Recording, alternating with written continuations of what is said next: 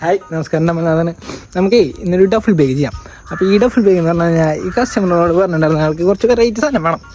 അതായത് normal design വേണ്ട, സാധാരണ എല്ലാവരും പറയണ പോലെ. പക്ഷേ ആൾക്ക് കാണുമ്പോൾ സ്റ്റാൻഡേർഡും വേണം, എല്ലാവരും നോക്കും വേണം, അങ്ങനത്തെ സംഭവം. പിന്നെ എല്ലാം നമ്മുടെ ലൈനിൽ ചെയ്യാൻ പറഞ്ഞുള്ളത്.